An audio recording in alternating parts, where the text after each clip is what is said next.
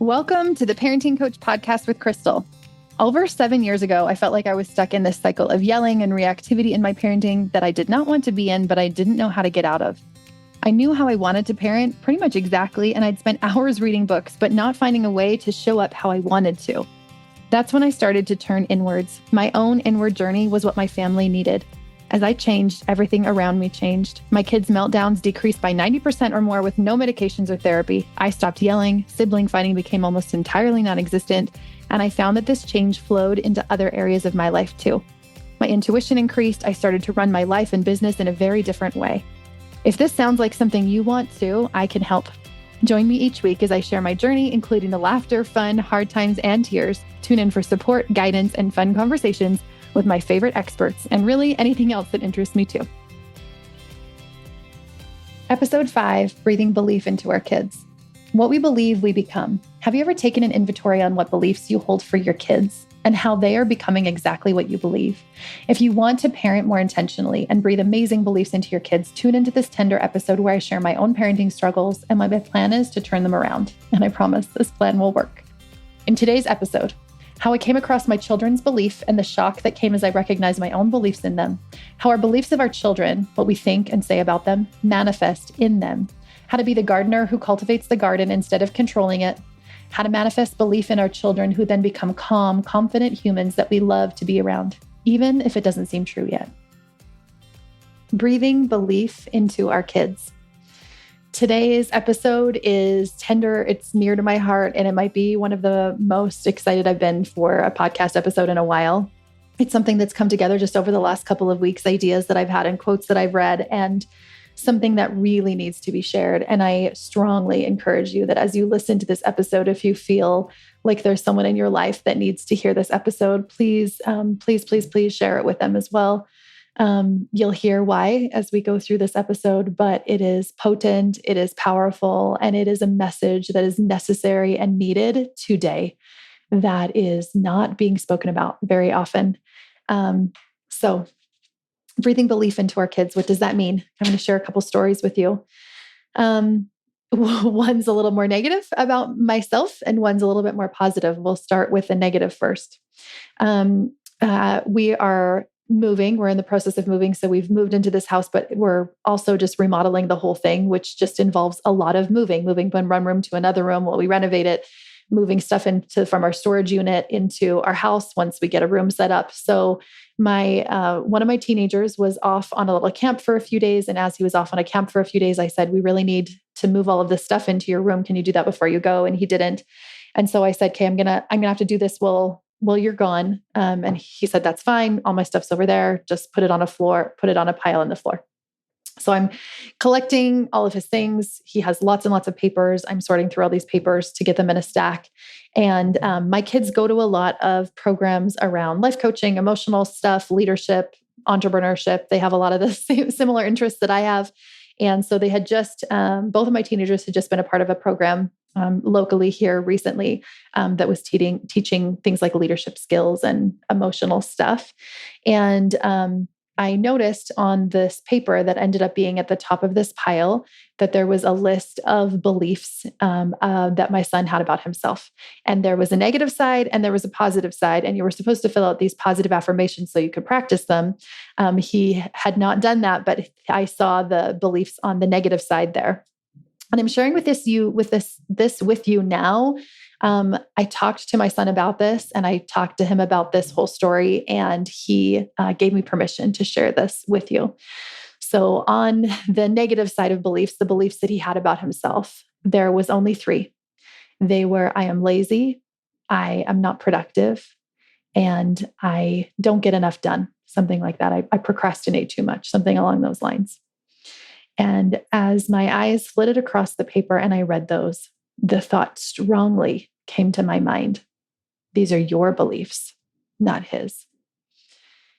And I felt so sad in that instant, knowing that these are beliefs that I have breathed into him about him, that a few years ago, he would have never had these beliefs about himself. I don't think they even came to his mind.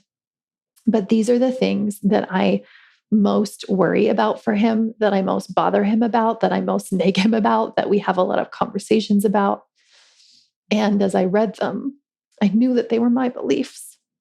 And I knew that they weren't beliefs that he used to have. And the reason that that bothered me so much is because what we believe, we become. And this is true both for us and for our children. Some people say our thoughts create our realities, or what we believe we become, or thoughts become things. But whatever we're thinking, we then do. And the more that we believe these, the more deeply seated these beliefs are about us. We don't even question them. We just go about our day acting into them, acting as if they were our truth, because they are our truth in that moment. So if you're believing that you're lazy, you feel that way. If it feels true to you, that is going to change your behavior. It's think, feel, do. How you think, what you feel about yourself interacts with how you then show up. You're not going to try differently. You're not going to show up in a different way than what you believe. So if you're thinking you're lazy, then you're just going to continuously, it's like a self-fulfilling prophecy. It continuously builds on itself. And then you add more evidence to that, and it just kind of continues in this ever-building circle. And as I talked to him about this concept, he said, well, I definitely believe those now. They might have started as yours, but they're mine now. And I was sad for him. I was sad for me. And I told him, like, I'm sorry. I'm sorry that those are the things that I've bothered you so much about. And I really don't think that you had these beliefs about yourself previous to it. And so we just had this short conversation about belief, and I pondered on that later. And I thought of this phrase, breathing beliefs into our kids. And I thought about, what beliefs am I intentionally breathing into my kids? What beliefs am I breathing into them that I don't want to be? Beliefs that I don't want them to have about themselves. And how am I unintentionally breathing beliefs into them that maybe aren't true, that are maybe my own worries, my own fears, my own hangups? And what do I want them to become? What beliefs do I want them to have about themselves? And this is not it. And the more that this child felt like he was lazy and unproductive and procrastinated, didn't get enough done, the more that became true for him. And the more that became a really big stumbling block in his life. And the more that he felt bad about himself, specifically in this area. And again, the more then he acted that out, because what we believe we become. And it didn't ever occur to me that my beliefs had become his beliefs.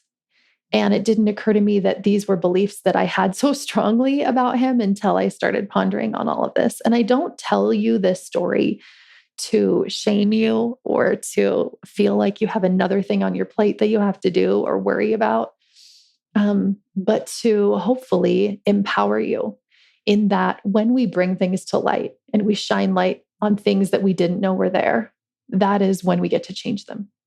That is where our power lies. That is where our influence is. And now that I've shined this light in this area, I know exactly what to do to change it. And as sad as it is for me and for him, it's also hopeful for me, because I know how to change beliefs. Belief work is the work that I do best. It is my magical superpower.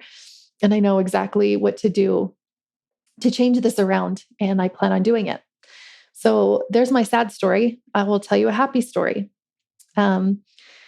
When one of my teenagers was little, he was just so angry. He had just the most intense anger episodes when he was little. And this is like really little, like 5 or 6.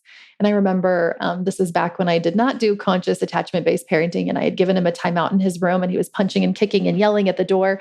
And he kicked the door so hard that he busted a hole in it. And I was just like, what do I even do? Like in my mind, I'm just feeling so overwhelmed, so stressed out, so full of anger and rage and frustration. And probably a lot of that geared toward, intended to myself, a lot of frustration towards myself as well as at my child. And I remember thinking in that moment, like, this kid is not going to turn out. Like, maybe he'll be in prison. Maybe he'll be a psychopath. Maybe he'll never have healthy relationships. Like, my brain was just spinning wildly into this future of how this child was just not going to turn out. Anyways, years and years and years later, fast forward through all of the work that I've done, all the work that he's done in our relationship and connection-based parenting and all the things that happen in life. And I got this message from a lady in my community who has watched him at work. He works at the local pool here, and a lot of people see him. A lot of people work around him and with him. And she sent me this message and just said, I want you to know how impressed I've been by your child. In fact, I'm going to read a little bit of it to you because it was so sweet. She said, I don't talk to him much, but I've been to the pool a bunch and I've dealt with him over the desk and I've watched him as he's been about his business. And it's nice to see a young man already on excellent footing. He will do well as he charts his way through adult life. She goes on to say that she's hoping she can raise her boys to become confident and respectful men and her daughter to trust herself more. And witnessing me and him and my relationship with him, she's wondering what steps she can take to get that done. And I just thought about this time lapse, this zooming out of like, if my then self could have known how well this child was going to turn out, how differently I would have felt in that moment and how much more calm and relaxed and connected I could have been to both myself and to him. And it just made me see, this is my response to her was like, yes, he's fabulous. He is a fabulous child. And I said, the only way we create fabulous children is believing that they are fabulous. Like your children are also fabulous. And when we forget our children's fabulousness, that's when we interrupt. We interrupt this natural growth, the developmental process that's happening for them and their fabulousness. We interrupt the fabulousness. And if we can just do our own self-work so that we can just let them grow and develop on their own timeline into their own fabulous, amazing people, like that is how it happens. And it was so easy for me to see that that's how it happened with this older child of mine. And when I think of these two kind of polarizing stories, I guess, one where I'm not believing well, where I'm not supporting well, where I'm not believing in his fabulousness, and one where I am, and how different that feels for me and for them. I just know what I want for them. Someone commented on my Instagram post, and I don't have the book that they commented it from, but they said, I was reviewing my highlights from one of my fave parenting books today, and I saw this. You are your children's biggest influence, and what you think and say about them may shape them more than any other force in the universe. I'm feeling really tender as I read that today because I believe it. That what you think and say about them will shape them more than any other force in the universe. And again, you could take that in a victim mentality and feel like, well, then that means there's so much on me and it's heavy and I have to do so much work. Or you can take that in a powerful way that you have influence, that you can use that influence for good, that you can change and grow and influence your children in whatever way you want. And influence is not control. Control is the opposite of influence. That as we influence them through the beliefs that we have about them, through watching them grow, through loving them, through encouraging their fabulousness, through our eyes lighting up as they enter the room and us delighting in their presence, they turn into that.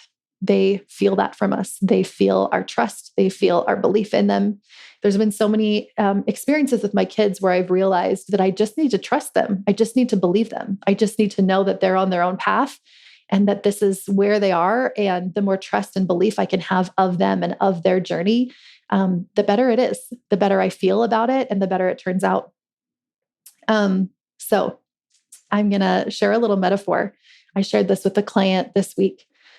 Our children, it's like gardening. Our children are the seeds. We don't know what kind of seed we planted. We don't know, maybe we didn't even plant it, but all of a sudden it's growing. We're in the garden and we're wondering what the seed is going to turn into. We're wondering what the plant is. We're upset that it's turning into an avocado tree instead of a lemon tree, or it's turning into a cactus instead of a flower.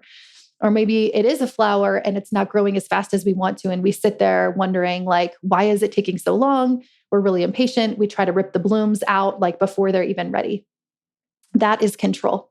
That is us wanting to manipulate, change, coerce, control, power over. That is the energy we do not want to be in parenting. It doesn't feel good and it actually does not work. And in the end, it leads to adults who don't trust themselves, who don't believe in themselves, who don't know how to regulate themselves, who don't love themselves. I've seen that. I've seen that in adults. I work with adults all the time like this who had childhoods like that, the more control childhood, or the permissive kind of no boundaries, no guidance, no love and support or safety and security. So that is not what I want for my kids. But as I think about what kind of gardener am I the kind of gardener that's like checking my watch, wondering what's taking so long, wondering why the blooms aren't working, ripping apart, trying to get the blooms to bloom faster than they are, mad that it's growing into a different plant than I wanted it to? Or am I the kind of gardener that just wonders in awe? I wonder what kind of plant this is going to be. I wonder how fast this will take. I wonder what it's going to look like. I wonder what it's going to grow into. I wonder what the blooms are going to be like. I wonder what the fruit of that is going to be. I wonder what seeds will also then grow. I wonder if this is going to turn into this blooming, amazing, wonderful forest. Like what will happen? And I get to watch it. I get to just trust it. I just get to sit there and watch. And it's not a passive sitting there. It's the environment that I do have influence over. It is the amount of sunlight. It is the water. It is the beliefs that I speak into that plant. It is how I nourish it. It is the environment that I get to have power over. And that's the only thing. So, what beliefs do you want to breathe into your kids? What beliefs do you feel like you currently have about them? And how are they manifesting that for you? How are they becoming what you are subconsciously or consciously believing about them? What do you want to believe instead? Because what you believe, you become. And we are breathing our beliefs into our kids all the time. Whether or not we say it can just be how we respond to them, how we interact with them in small ways. And when I think about what beliefs I want to breathe into my kids, I think what's most important. Zooming all the way out, when my child is an adult, like one of mine is almost, which is so bizarre that it's happened so quickly. He'll be an adult shortly. I mean, technically, here adults are 18 and he'll be 18 in a month or so. But when we zoom out, what are the things that are the most important? And for me, whenever I look at that, like if my child is an adult, what do I really care about? I care that they have like a mission or a passion or a purpose, something that they know that they're uniquely good at and that drives them, fuels them, that they love doing. I want them to be empathetic. I want them to be responsible and caring. I want them to be compassionate and charitable. I want them to think about others and love others. I want them to love themselves, treat themselves well. I want them to show respect for others naturally and show respect for themselves also. I want them to work hard at things that they feel are important to them. I want them to rest also and to be able to rest, give themselves rest. I want them to play. I want them to have so much fun. I want them to experience the most fun things in life. I want them to have an abundant life. When I zoom out and I see that that's what I want for them, I think, what beliefs would they need to have? What beliefs would someone have who loves life, who has a zest for life, who loves people, who loves connecting with people, who loves themselves? What would they believe about themselves? I'll tell you what some beliefs might be because I work with people on their beliefs, conscious and subconscious, literally all day. They want to feel known. They want to feel loved. They want to feel safe. They want to feel secure. So the belief there would be, I am safe. I am deeply connected to myself. I am known. I am loved. I am lovable. I am enough. I know how to connect to myself. I trust myself. And as they believe these beliefs, they're able to interact with the world in a way of safe and secure and love and attachment and connection and all of those things. So I want you to think about what is most important to you. If your child was now zoomed forward to an adult, what do you most care about them having? And people that do respond that way, show up in the world in that way, why do they do that? They do that because they believe something about themselves. What beliefs do you imagine those people have about themselves? And how can you believe this for your kids now? As they're 5 and kicking holes in the wall, or as they're teenagers and they're struggling to get their homework done or struggling with friends or whatever. How can you believe this about them now? The most difficult work is the work where we believe things that don't feel possible right now. where we believe things even if we don't have evidence of them, where we look around at our circumstance and our situation and we're like, that doesn't feel true, but we choose to believe it anyways. That is the hardest work. I just finished reading a book called The Science of Getting Rich. It's like a 110-year-old book, and he talks all about thinking and creating things through our thoughts. And we do create things through our thoughts, like actual physical manifestations of things. And I've done podcast episodes about manifestation, but we are also creating people. We're also creating beliefs about how they're going to become, how we're going to become.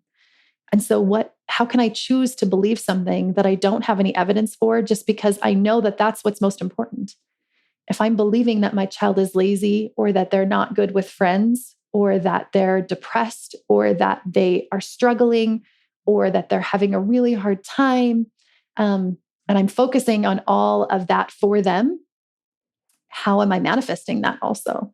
And it's not that those things might not be true. Like, I'm not talking about just ignoring all of that, but I'm talking about how can I create conscious beliefs right now about my children that may or may not seem true, but I believe them wholly anyways and hold that belief for them even when they don't see that. How can I believe that they are amazing, that they are fabulous, that they are unique, that they are magical, that they are wonderful little beings? And how can I live into that belief? And I'm not saying you have to live into this belief all the time. There's no way that 100% of me is always going to be able to magically be in this belief space, but I can most of the time. I know how to do belief work. I am good at belief work. I can write down, I can journal, I can think, I can speak out, I can feel, I know all of the things. If you're wondering about how to dig into subconscious beliefs, I have an episode about that you can go listen to as well. But for now, just know that it is possible for you to believe things into existence, even if you don't have any evidence of it. You can create the belief first, and then you can see it manifest in your life. You can see your children turn into calm, confident, secure, loving, well-regulated humans because you believed it about them first. You believed that it was possible for them. You believed that it was true of them. And so you started seeing the evidence of that and you started creating more of that. And they started to borrow your belief. And then they become into that because what we believe, we become. So join me on this mission of breathing belief into our kids, the belief that we really want for them, and parenting in an entirely different way than maybe you've ever heard of before, but a way that is encouraging, loving, supporting, and connected, and that raises calm, confident, secure children.